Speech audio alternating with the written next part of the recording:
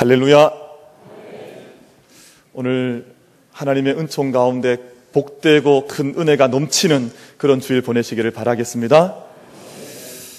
제가 오늘 교회 오다 보니까 교회 이 뒤에 있는 아파트 그 사이에 담벼락이 있는데 거기에 장미가 얼마나 예쁘게 피었던지, 야, 예쁘다. 제가 한참을 이렇게 쳐다보고 또 어떤 향이 나는가 향도 맡아보고 그렇게 왔습니다. 근데 거기만 장미가 있는 것이 아니라 저희 교회에도 이렇게 옥상을 올려봤더니 저희 하늘 정원이죠. 하늘 정원에도 장미가 피어서 그 장미 넝쿨이 교회 담장을 넘어서 이렇게 밖으로 뻗쳐 있는 모습을 보았습니다. 아침에 장미 좀 다 보셨습니까? 아니실 것 같은데. 아마 교회 열심히 예배 참석하신다고 아마 못 보신 분도 많으신 것 같아요. 할 수만 있으면 하늘 정원에도 한번 가보셔서 장미도 한번 보시고 또 예배 후에 돌아가시다가 교회 그 벽을 넘어서 뻗쳐 있는 그 장미의 아름다움도 꼭 보시고 돌아가시기를 바라겠습니다. 우리 좌우에 계신 분들과 함께 인사 한번 하겠습니다. 꽃보다 아름다우십니다. 우리 그렇게 인사 한번 하겠습니다.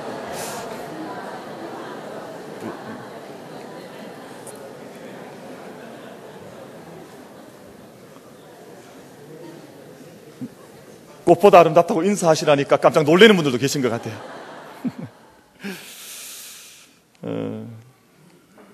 노벨 생물학상을 수상한 동물행동학자인 로렌츠 박사라는 분이 계신데 이분이 아주 재미있는 연구를 했습니다. 그 오리알을 가져다가 오리알을 두 떼로 나누어서 한 떼는 직접 어미 오리가 부화를 시키도록 하고 또 한편의 이 오리알은 로렌츠 박사가 직접 그 알을 부화시키고 알을 깨뜨리게 하는 그 일을 직접 도왔습니다. 직접 그 일을 했습니다. 알을 깨고 나왔을 때 처음 어미 오리를 본 오리 새끼들은 어미 오리를 잘 이렇게 아장아장 어미 오리를 따라서 이제 다닙니다. 그런데 재미있게도 로렌츠 박사가 직접 부화를 시켜서 깨뜨린 여기에서 태어난 이 오리들은 누구를 따라다닐 것 같습니까? 이 박사님을 따라다니는 거예요. 어미오를 따라다니는 것이 아니라 이 로렌츠 박사가 자기의 어미인 줄 알고 그 뒤를 이렇게 따라다니는 겁니다. 그런데 이분은 이것을 연구해서 노벨상을 받은 거예요. 모든 동물들이 이 땅에 처음 태어났을 때 누구를 가장 중요한 그 시간에 누구를 보고 누구를 대면하는가 하는 것이 그 어미를 결정하는 것만큼 중요하다. 그렇게 발견을 하게 된 겁니다. 이것을 과학적 용어로 각인이라 그럽니다.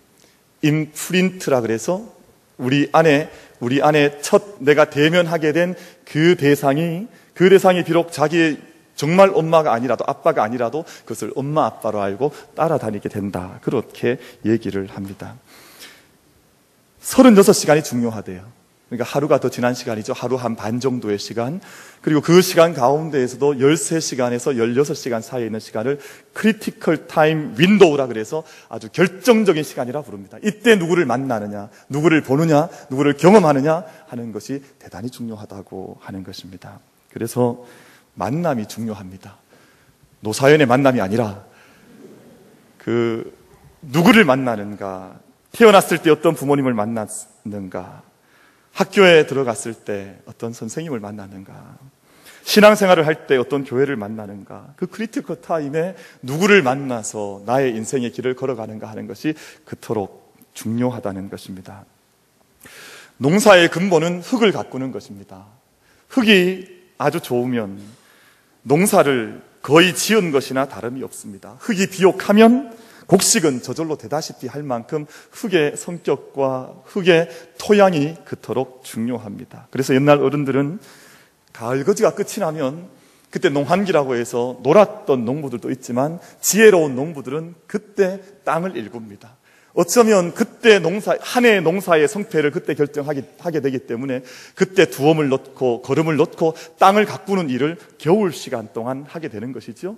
만약 이때 땅을 잘 가꾸지를 못하면 봄이 되어서 부랴부랴 화학 비료 사다가 그 땅에 넣고 씨앗을 뿌리고 사람도 땅도 기초가 잘 되어 있지 않다 보니 땅도 병이 들고 그 농사를 짓는 사람도 병이 들고 그렇게 되어지는 것입니다. 우리의 가정도 좋은 땅이 되어야 됩니다. 우리 교회도 좋은 옥토가 되어야 됩니다. 이 나라, 이 땅도 좋은 옥토가 되어야 이 땅에서 자라나는 사람들이 좋은 열매를 맺을 수 있는 사람들이 됩니다. 오늘 저희가 예배하는 이 예배를 통해서 하나님, 제 영혼이, 우리 교회가, 우리 가정이 주님 앞에서 옥토로 변화여져서 좋은 땅으로 변화여져서 주님 앞에서 아름다운 열매를 맺을 수 있는 그런 좋은 땅으로 변화되게 하여 주시옵소서. 그런 소망을 두고 예배할 수 있는 우리 모두가 되기를 간절히 바랍니다. 요즘 저희가 깨닫고 있는 것이 뭡니까? 우리가 살아가는 이 땅이 정말 좋은 땅인 줄만 알았는데 돌아보니 좋은 땅만 있었던 것이 아니라 가시가 가득한 가시덤불도 있고, 또 돌이 가득해서 쉬 뿌리가 뽑히고 많은 돌짝밭 같은 그런 인생을 살기도 하고, 또 단단한 길가 같은 밭도 있어서 채 생명이 씨앗도 내리지 못한 채 죽어가야 하는 그런 환경 속에 우리가 살고 있다 하는 것을 저희가 불현듯 갑작스럽게 깨닫게 되었습니다. 여러분, 그러면 이제 이 땅을 기경해야 할 사명이 누구에게 있겠습니까? 누가 이 땅을 새롭게 기경해서 이 땅이 정말 좋은 땅이 될 수 있도록, 옥토가 될 수 있도록 우리의 삶의 땅을 우리가 기경해 나갈 수 있겠습니까? 여러분, 하나님을 섬기는 우리들이 그 사명을 받은 줄로 믿습니다. 그 사명을 다른 이에게 맡겨두지 말고 우리의 가정도, 정말 우리의 교회도, 이 나라, 이 민족도, 이 땅도 기경될 수 있도록 우리가 한 걸음 더 깊이 나아가서 하나님께서 원하시는 진리의 삽을 들고 곡괭이를 들고 우리가 이 땅 가운데 기경하는 그 일에 우리가 함께 부름받고 쓰임받는 은혜가 우리에게 나타날 수 있게 되기를 간절히 바랍니다. 호세아 10장 12절 말씀을 보면 묵은 땅을 기경하라 그랬습니다. 묵은 땅을 기경하라. 너희가 자기를 위하여 공의를 심고 인애를 거두라. 너희 묵은 땅을 기경하라. 지금이 곧 여호와를 찾을 때니 마침내 여호와께서 오사 공의를 비처럼 너희에게 내리시리라. 우리에게 굳어져 있는 이 땅을 기경하려고 하는 자들, 그 땅에 공의를 심고 사랑을 심는 자들은 축복의 은혜의 열매를 거둘 수 있을 것이다라고 그렇게 약속해 주셨습니다. 우리가 버려진 땅, 굳어져 있는 땅, 그냥 우리가 그 땅을 버려두지 말고 그 땅 가운데 나아가서 그 땅을 기경하여서 우리가 이 땅을 통해서 30배, 60배, 100배 결실 맺는 옥토의 땅으로 만들어갈 수 있는 우리 모두가 되기를 간절히 바라겠습니다. 오늘 요한복음 13장 말씀에서 예수님께서 제자들의 발을 씻겨 주셨습니다. 예수님께서 제자들과 함께 저녁을 잡수시다 말고 갑자기 일어나셔서 겉옷을 벗으시고, 그리고 수건으로 그 허리에 동이신 후에 대야에 물을 담아 오셔서 제자들의 발을 씻겨 주시기를 시작을 했습니다. 그리고 한 제자들의 발을 아마 이렇게 차례로 이렇게 앉게 하신 다음에 제자들의 발을 씻으시고, 또 허리에 두르셨던 수건을 푸셔서 그 발을 닦아주시고, 그렇게 제자들의 발을 한 사람 한 사람 씻어주신 것 같아요. 저도 소망이 있습니다. 저희 교회가 언젠가는 한번 거국적으로 세족식을 했으면 좋겠다, 그런 생각이 있어요. 그래서 하루 저녁을 좀 정해서 제가 신청도 받고 해서 대야도 좀 많이 준비하고 해서, 근데 제가 이렇게 쭉 세족식을 저도 몇 번 해본 적이 있는데, 세족식 하겠다 그러면 여자 집사님, 권사님들은 다 도망가 버리세요.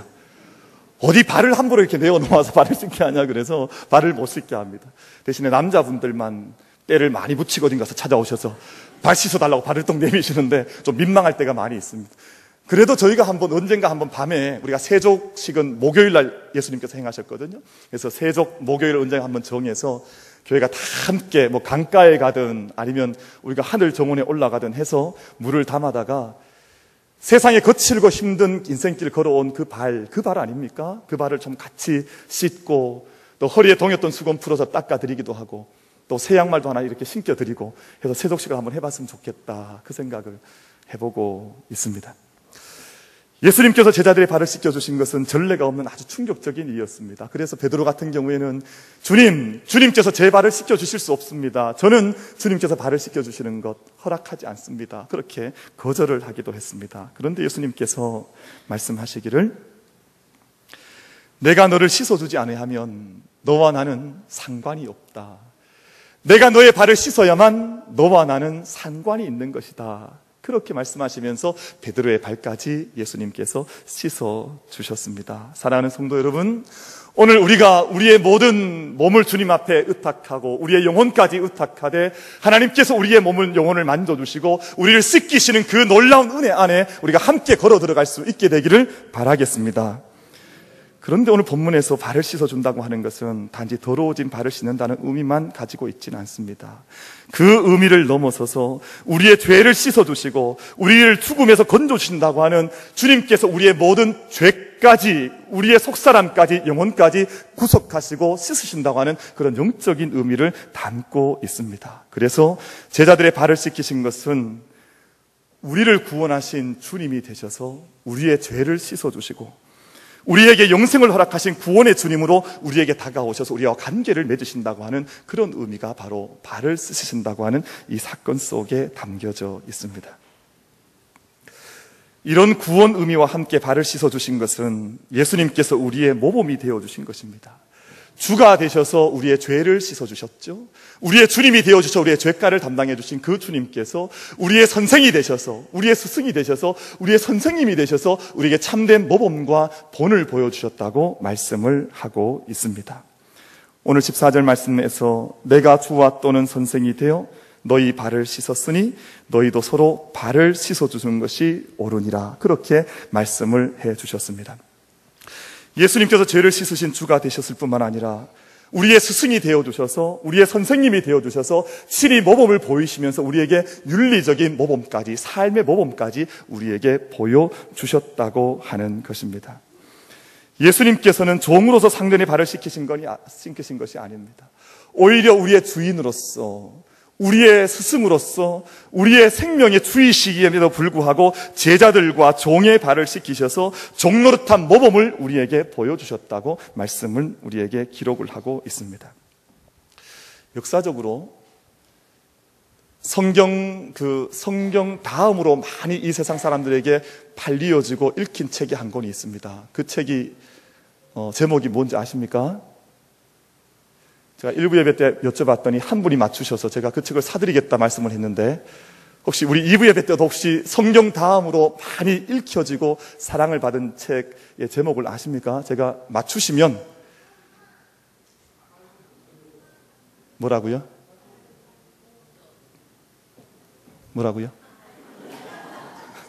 제가 못 들은 걸로 하겠습니다. 토마스 캠피스라고 하는 분이 쓰신 그리스도를 본받아, Imitation of Christ, 그리스도를 본받아라고 하는 책입니다.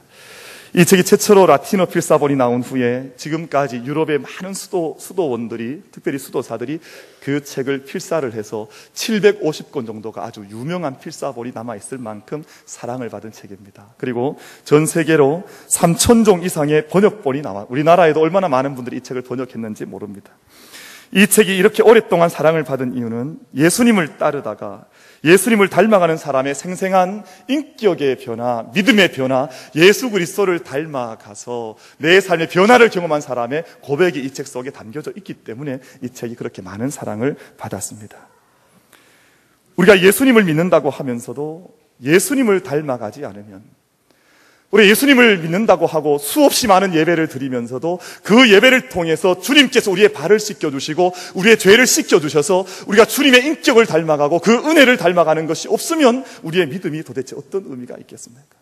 사랑하는 성도 여러분, 우리가 오늘 예배를 드리면서도 우리의 발을 씻어주시고 우리의 영을 씻어주시고 우리에게 예수 그리스도를 닮으라고 우리에게 요청하시는 예수 그리스도를 닮아서 우리의 속사람도, 영혼도, 믿음의 모습도, 믿음의 얼굴도 주님의 얼굴을 닮아갈 수 있는 은혜가 우리 모두에게 나타나게 되기를 간절히 바라겠습니다. 좌우에 계신 분들과 함께, 저는 이거 많이 시켜서 좀 제가 안 좋은 것 같아요. 그래서 저는 꿋꿋하게 시키겠습니다. 예수님을 닮아갑시다. 우리 한번 인사하겠습니다. 예수님을 닮아갑시다.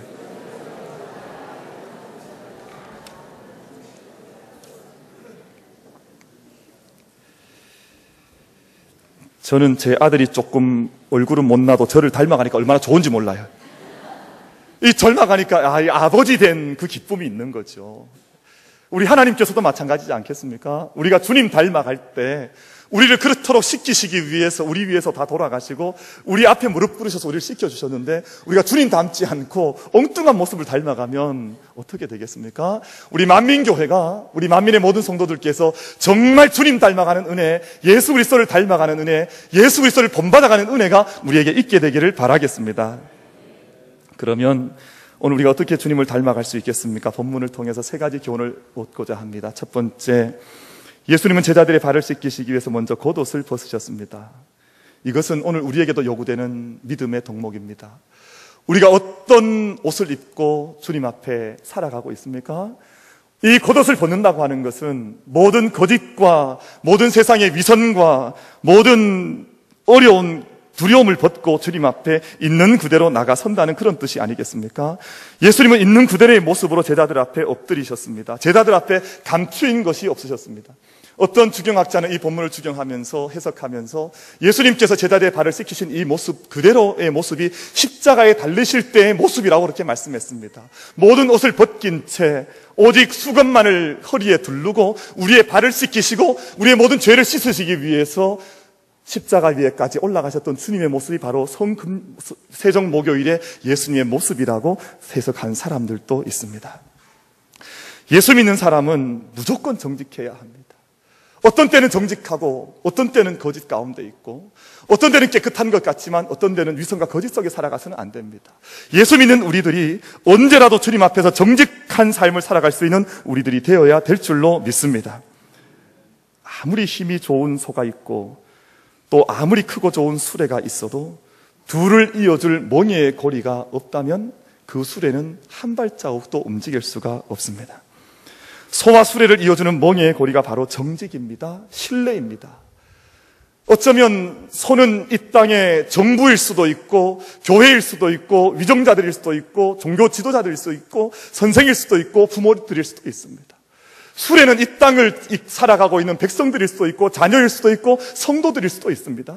근데 만약에 소가 있으나 그리고 수레가 있으나 아무리 화려하고 아름답다 할지라도 그 둘을 이어주는 고리가 삐어져 버리고 나면 어떻게 그 수레가 한 걸음이라도 움직여 나갈 수 있겠습니까? 우리가 정직을 회복하고 우리가 정직한 삶을 살아서 신뢰를 우리가 회복해서 이 땅 속에 하나님의 역사가 나타날 수 있도록 주님을 섬겨 나갈 수 있는 우리 성도들이 되기를 바라겠습니다. 부모가 정직해야 됩니다. 정치인들이, 위정자들이 정직해야 합니다. 교사들이 정직해야 하고 무엇보다도 믿음의 사람들이 먼저 정직할 수 있어야 합니다. 우리 종교인들이 정직할 수 있어야 합니다. 제가 그 일을 온전히 감당하여서 주님의 의를 이루어갈 수 있는 우리 모두가 되기를 바랍니다. 어느 날 한 아주머니가 위대한 스승이라고 하는 마하트마 간디를 찾아왔습니다. 자기의 아들의 손을 잡고 찾아와서 간디에게 부탁을 했습니다. 선생님, 우리 아들이 애미 말은 듣지 않고 선생님 말은 잘 듣습니다. 근데 이 아들이 너무너무 설탕 먹는 것을 좋아해서 제가 아무리 말을 해도 듣지를 않습니다. 선생님께서 말씀해 주셔서 이 아들의 버릇을 좀 고쳐주십시오. 그렇게 부탁을 했습니다. 근데 간디가 대답하기를, 그러면 제가 그 부탁을 들어줄 텐데 15일 뒤에 다시 한번 찾아오시면 제가 아드님에게 이야기를 하겠습니다. 그렇게 해서 어머니를 돌려보냈습니다. 이제 보름의 시간이 지나서 이 어머니가 아들의 손을 잡고 다시 찾아왔습니다. 다시 찾아온 이 젊은이를 향해서 간디가 이야기를 했습니다. 젊은이, 어머니가 이토록 걱정하며 염려하니 자네가 설탕을 좀 끊게나. 그랬더니 아들이 선뜻 대답하기를, 선생님 말씀하시니까 제가 앞으로는 설탕을 먹지 않고 잘 지켜가겠습니다. 대답을 했습니다. 근데 어머니가 보니까 좀 이상하잖아요. 왜 보름 전에 왔을 때는 이렇게 쉬운 일을 이렇게 한 말씀 해주시면 될 것을 왜 보름 전에는 말씀을 해주지 않다가 15일 지나서 다시 찾아오라 그래서 말씀을 해주는지 그걸 궁금해서 물어봤습니다. 선생님, 왜 지난 보름 전에는 말씀을 해주지 않다가 왜 오늘 이렇게 말씀을 해주십니까? 그랬더니 이 간디가 답하기를, 사실은 저도 보름 전에는 설탕을 열심히 먹고 있었습니다. 그러니까 저도 하지 못하는 일을 이 젊은이에게 말할 수 없어서 제가 먼저 보름 동안 설탕을 열심히 노력해서 끊었습니다. 제가 끊을 수 있다고 생각했던 때가 보름이었기 때문에 보름 뒤에 오라고 했고, 저도 이제 설탕을 끊고 자신 있게 당신 아들에게 말을 한 것입니다. 그렇게 답을 했다고 그럽니다. 이 땅에 많은 위정자들이 있고 또 많은 선생님들과 스승들이 계시고 이 땅에 많은 목회자들이 있고 많은 앞선자들이 있습니다. 수많은 말을 내어놓고 약속을 하고 살아가지만 내가 내어놓은 말을 얼마나 신실하게 지키고 있는가는 오늘 우리 시대에 우리가 돌아보아야 하는, 내가 내어놓은 말 앞에 얼마나 정직한 인생을 살고 있는가는 우리가 돌아봐야 하는 제목이라고 믿습니다. 오늘 우리나라의 마피아라는 말이 유행처럼 번지고 있습니다. 뭐 해피아도 있고 원전 마피아도 있고 마피아들이 많이 등장을 했습니다. 사랑하는 성도 여러분, 정말 우리가 구원받고 믿음의 사람으로 살아가면서 한 사람 한 사람이 진실한 정직을 회복해서 주님의 구원하심을 따라서 우리의 단 한 번뿐인 우리의 인생을 정직의 반석 위에 세워서 달려갈 수 있는, 살아갈 수 있는 우리가 될 수 있게 되기를 축복을 드리겠습니다. 두 번째, 우리가 주님을 닮아가는 것은 기본 질서와 법을 지켜나가야 합니다. 어떤 분들은 그런 말을 하더라고요. 법이 왜 있냐? 약속이 왜 있냐? 깨기 위해서 있는 것이다. 뭐 그런 말을 하는 사람들도 있어요. 그렇지 않습니다. 우리가 세상을 살아가면서 교회 안에서나 사회생활 속에서 꼭 지켜야 될 법이 있습니다. 기본 질서를 지키고 법을 지킬 줄 알아야, 그 법을 지켜야 우리가 한 걸음 더 깊은 곳으로 나아갈 수 있는데, 법을 지키지 않으면 그 법이 우리를 지켜줄 수가 없습니다. 예수님께서 제자들의 발을 씻어주셨습니다. 우리가 이 세상 우리의 발로 걷기에 그 빛 가운데로 걸어가라고 주님께서 우리의 발을, 제자들의 발을 씻어주신 것이 아니겠습니까? 시편 1편 1절 말씀을 보면, 복 있는 사람은 악인들의 꾀를 따르지 아니하며 죄인들의 길에 서지 아니하며 오만한 자들의 자리에 앉지 아니하라고 했습니다. 따르는 것, 서는 것, 앉는 것 다 무엇이 하는 일입니까? 발이 하는 일들입니다. 그래서 주님께서 제자들의 발을 씻겨주시면서 너희가 나의 본을 따르라, 모범을 따르라고 그렇게 말씀하신 것이 아니겠습니까? 여러분, 에덴 동산에서 사람들은 자기 마음대로 먹고 또 살아갈 수가 있었습니다. 마음껏 복을 얻어서 살아갈 수가 있었습니다. 행복하고 신나게 살 때 딱 한 가지 법을 하나님께서 아담과 하와에게 두신 것 아니었습니까? 선악과에 대한 계명을, 율법을, 법을 하나님께서 사람들에게 주셨습니다. 사람들은 이상하죠? 자유롭게 살아갈 수 있는, 그렇게 누리고 복되게 살아갈 수 있는 99가지의 복을 인하여서는 감사하지 않고, 오히려 한 가지, 이것만 너희가 하지 않으면 모든 것들을 다 은혜 가운데 살아갈 수 있다고 하는 그 한 가지 때문에 오히려 불평하고 그 법 때문에 원망했던 것을 제가 보고 있습니다. 제가 미국에 가보니까 미국은 재밌는 것이 있습니다. 교통신호가 우리와 정 달라요. 우리는 차를 타고 이렇게 가다 보면 유턴을 할 수 있는 곳에서만 하도록 되어 있죠. 그래서 저희는 유턴할 수 있는 곳에 이렇게 유턴하라고 신호가 이렇게 세워져 있지 않습니까? 근데 미국은 조금 정반대입니다. 할 수 없는 곳에 no 유턴, 너무 어려운 영어니까 제가 번역을 해드리겠습니다. 유턴 금지 이렇게 적혀져 있어요. 그러니까 거기서만 유턴을 하면 안 됩니다. 근데 다른 모든 곳에서는 다 유턴을 해도 됩니다. 어디에 가든지 자기 마음대로 유턴을 해도 돼요. 근데 노 유턴 한 곳에서만 유턴을 하지 않으면 돼요.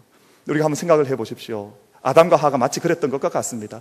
다른 모든 곳에서 다 유턴할 수 있는데 굳이 그 노 유턴 적혀있는 그곳에 와서 뭘 한 겁니까? 거기서 유턴을 한 거예요. 그러니까 자기 마음대로 살아갈 수 있는데, 자유롭게 복되게 살아갈 수 있는데 그것은 다 잊어버리고 마치 거기 앞에 와서 유턴하면서 법을 어기면서 왜 여기 유턴을 붙여놨냐, 그렇게 원망했던 사람들이 우리의 선조들이다, 그 말입니다. 사랑하는 성도 여러분, 세상의 법은 경찰한테 들키지 않으면 아무리 문제가 없을지도 모릅니다. 그 순간을 모면하면 그만이지요. 그런데 하나님의 법은 그런 법이 아닙니다. 너희가 이것을 먹으면 죽으리라. 하나님께서 엄히한 법을 우리에게 주셨습니다. 너희가 이것을 행하면 너희에게 복이 임하고 천대의 복이 임하고, 너희가 만약 이 하나님의 법을 어기게 되면 너희에게 재앙이, 저주가 임한다 하는 엄히한 법을 하나님께서 우리에게 주셨습니다. 근데 우리가 하나님께서 주신 수없는 복 이외에 우리에게 얼마 동안 주신 이 법을 우리가 무지하게 무시하면서 우리가 어두운 인생을 살아가는 것이 오늘 우리 시대가 아니냐 하는 것입니다. 사랑하는 성도 여러분, 하나님께서 우리에게 주신 하나님의 법을 존귀히 여기면서 우리가 하나님께서 우리에게 법을 주셨을 때 깨달아야 할 내용이 있습니다. 법을 주신 것은 사람이 법을 지키라고 주신 것이 아니라 그 법이 사람을 지키라고 우리에게 주신 것입니다. 안식일을 우리가 지키는 것이 안식일의 주인이 사람이 아니라 오히려 우리가 안식일이 우리를 지킬 수 있도록 이 안식일 법을 우리에게 주신 것을 깨달을 수 있는 우리가 되기를 바랍니다. 그래서 우리가 법을 지키는 것이 아닙니다. 법이 오히려 우리를 지켜주는 것이지요. 우리가 다 하나님의 법을 깨닫고 존귀히 여기면서 그 법의 은혜와 보호를 얻을 수 있는 우리들이 되기를 간절히 바라겠습니다. 세 번째로 겸손함을 배워야 합니다. 17절 말씀에서 너희가 이것을 알고 행하면 복이 있으리라고 말씀을 하셨습니다. 겸손하게 사랑의 섬김을 행하라고 주님께서 말씀을 하신 것이지요. 제자들의 발을 씻기시기 위해서 예수님은 제자들 앞에 무릎을 꿇어야 했습니다. 여러분, 겸손하게 무릎을 꿇을 때 제자들의 마음과 영혼을 주님께서 보실 수가 있었습니다. 수가성 여인을 예수님께서 만나셨을 때 예수님께서는 그 여인의 고민과 삶과 아픔을 다 들여다보고 계셨습니다. 내가 너의 삶을 안다. 너의 정황을 안다. 예수님 그리 말씀하셨지요. 왜 그렇게 아셨던 것입니까? 예수님의 전지전능함을 말하려고 하는 것이 아니라 예수님께서 겸손하셔서 그 여인의 삶에까지 내려오셔서 그 여인을 아셨다라고 말씀하는 거지요. 예수님께서 나다나엘을 처음 만나셨을 때 너가 무화과 나무 아래에 있을 때 너를 보았다. 그렇게 말씀하셨지요. 내가 너의 경건한 모습을 알고 내가 너의 기도하는 모습을 알고 있다. 주님께서 그리 말씀을 하셨습니다. 겸손하지 않으면 그 사람의 고민과 그 사람의 아픔과 그 사람의 내적인 공동함이 무엇인지를 알지 못합니다. 그러나 무릎 앞에 무릎을 꿇고 그 발 앞에 엎드려서 겸손의 자세를 취할 때 내 앞에 서 있는 사람의 고민이 무엇이고 생각이 무엇이고 영적인 상태가 무엇인지 그때라야 비로소 알 수 있다고 하는 것을 주님께서 우리에게 가르쳐 주신 줄로 믿습니다. 그래서 교만한 사람은 상대의 사람의 영혼을 읽을 수가 없습니다.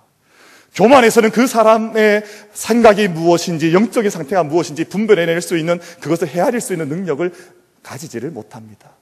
교만하면서 그것을 안다고 하는 모든 것은 위선이요 거짓일 수밖에 없습니다. 예수님과 같이 우리의 스승이 되셔서 발 앞에 엎드리는 겸손의 모습을 가질 때 진정으로 사람을 읽게 되고 영혼의 모습을 살피게 되는 줄로 믿습니다. 최근에 개봉한 영화 가운데 영린이라고 하는 영화가 있는데 그 영화 속에 아주 유명한 대사가 나왔다 그럽니다. 그래서 이 대사가 오늘 우리 한국의 상황과 잘 이렇게 매치가 되어져서 아주 사람들에게 큰 좀 반향을 불러일으켰다 그래서 제가 잠시 소개를 하려고 합니다. 이 내용이 중용 23장에 나오는 내용인데 영화 속에 나오는 사람이 이 대사를 합니다. 근데 이 대사가 얼마나 사람들에게 울림이 컸던지 오늘 우리 많은 사람들에게 우리가 좀 반성해야 하는 것 아닌가 하는 그런 울림을 준 대사입니다. 제가 영화 영화에 출연했던 사람처럼 읽지는 못하더라도 감동을 스스로 받으시길 바라겠습니다. 제가 잘 읽어드리겠습니다. 작은 일도 무시하지 않고 최선을 다해야 한다. 작은 일에도 최선을 다하면 정성스럽게 된다. 정성스럽게 되면 겉에 배어 나오고 겉에 배어 나오면 겉으로 드러나고 겉으로 드러나면 인에 밝아지고 밝아지면 남을 감동시키고 남을 감동시키면 인에 변하게 되고 변하면 생육된다. 그러니 오직 세상에서 지극히 정성을 다하는 사람만이 나와 세상을 변하게 할 수 있는 것이다. 이런 대사가 있었습니다.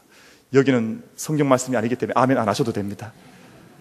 근데 이 말이 얼마나 반향을 크게 일으켰던지 우리가 작은 일에 얼마나 정성을 다하지 않았던가 하는 그런 울림을 줬습니다. 사랑하는 성도 여러분, 주님께서 작은 일처럼 보이는 제자들의 발을 씻기는 일에 자기를 온전히 다 던져 넣으셔서 제자들의 발을 씻겨주실 때 우리의 스승이 되셔서 우리에게 본을 보여주시고 모범을 보이실 때 수없는 예수님의 제자들이 이 땅 가운데 태어나서 그것을 함께 몸으로 실천해 나갈 때 이 세상이 하나님 나라로 바뀌어갔던 것을 저희는 알고 있습니다. 여러분, 이 은혜의 사건, 이 은혜의 삶을 우리도 함께 살아갈 수 있게 되기를 바랍니다. 이런 삶을 살면 주님께서 오늘 우리에게 말씀하신 바와 같이 하늘의 삶을 살게 될 것이요 참된 은총과 복의 삶을 살게 될 것이요 우리 주위에 아무리 많은 곤고함과 어려움이 있다 할지라도 생명의 걸음을 걸어갈 수 있다고 예수님께서 약속해 주셨습니다. 우리가 예수 그리스도를 닮아서 작은 일에도 정직을 행하고 하나님의 법을 온전히 지켜나가며 겸손하게 주님의 뒤를 따라갈 수 있는 우리 모든 성도들 될 수 있게 되기를 주님의 이름으로 축원을 드리겠습니다.